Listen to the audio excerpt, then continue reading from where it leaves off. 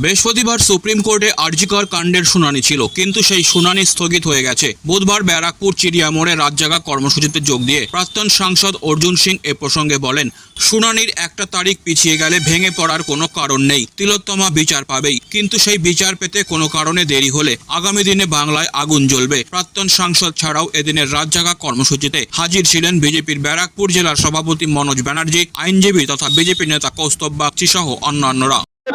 Junior ডাক্তাররা এটা অভূতপূর্ব আন্দোলন করে যেভাবে ক্যালকাটা পুলিশ কমিশনার কাছেই পুলিশ কমিশনারকে সারা রাত প্রায় 22 ঘন্টা আন্দোলন করে তারা বাধ্য করেছে ওদের দাবি পুলিশ কমিশনারকে পদত্যাগ করতে হবে, সেই চিঠি তার কাছে পৌঁছে দিয়েছে।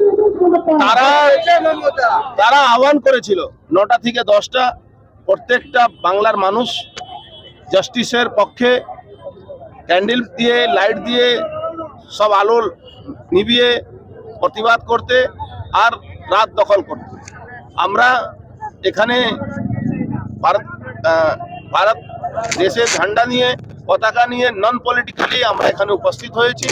আমরা এই জাস্টিসের যাতে পায় আমাদের বোন, আমাদের ঘরের মেয়ে, তার জন্যে যারাই লড়াই লড়বেন, যে সামাজিক সংগঠন লড়াই লড়বে, এখানে কোনো দল কোনো রাজনীতি ব্যাপার না, যারাই লড়াই, আমাদের রাজনীতি লড়াই আলাদা, কিন্তু যারা রাজনীতি বাদ দিয়ে যে সংগঠনই এই দাবিটা রাখছে সেই সংগঠনের আহ্বানে আমরা প্রত্যেকটা লড়াইতে আমরা উপস্থিত হয়েছি, তার সমর্থন জানাই। আগামীকাল সুপ্রিম কোর্টের রায় ছিল, সেই রায় স্থগিত হয়েছে।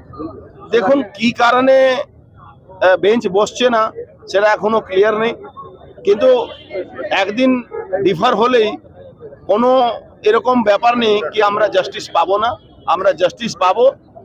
আর যদি কেউ মনে করে, যে কেউ লোক হোক, কি ভাবতে পারে কি আমরা ওই যেরকম ডিএ ডিলে হচ্ছে, ডিএ ডিসিশন ডিলে হচ্ছে বা চাকরির ডিসিশন ডিলে হচ্ছে সুপ্রিম কোর্টে, সেরকম আমাদের এই বনের জাস্টিসের ডিলে হবে, সেটা কিন্তু সারা বাংলা নয় সারা ভারতবর্ষে কিন্তু একটা ব্যাপকভাবে আগুন জ্বলবে, সেই আগুনে অনেক কিছু শেষ হয়ে যাবে।